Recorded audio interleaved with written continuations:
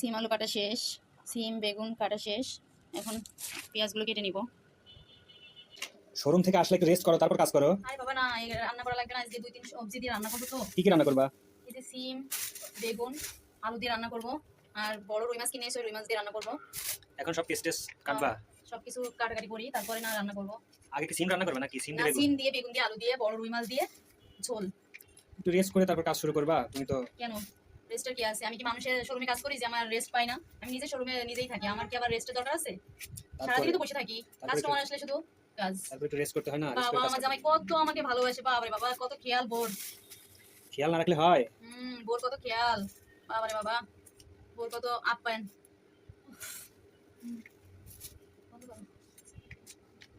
এটা কি মাছ তো? দেখো চিনতে পারো কিনা কি মাছ।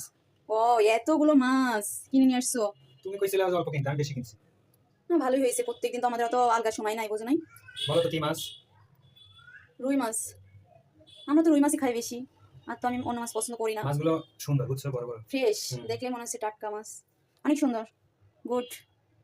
এখন আমার রান্না করতে হবে।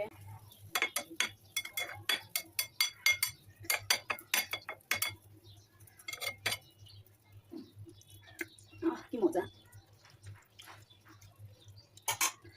পিপি ভর্তা কেমন হয়েছে কমেন্টে জানাবে সবাই। ভালো থেকো, বাই বাই।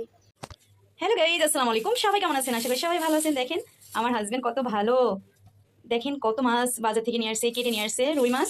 আর এখন আমার হাজবেন্ড এগুলো সবই পলি করে রাখছে, সুন্দর করে প্যাকিং করে করে রাখছে ফ্রিজে রাখার জন্য। ও, অনেক সুন্দর, নাইস। কার কার হাজবেন্ড এত ভালো করে পলি করে মাছ ফ্রিজে ঢোকাই বোর জন্য? সবাই কমেন্টে জানাও। সবাই ভালো থেকো, বাই বাই। গাইস সিম আলু ঝোল দেখি কেমন হয়েছে।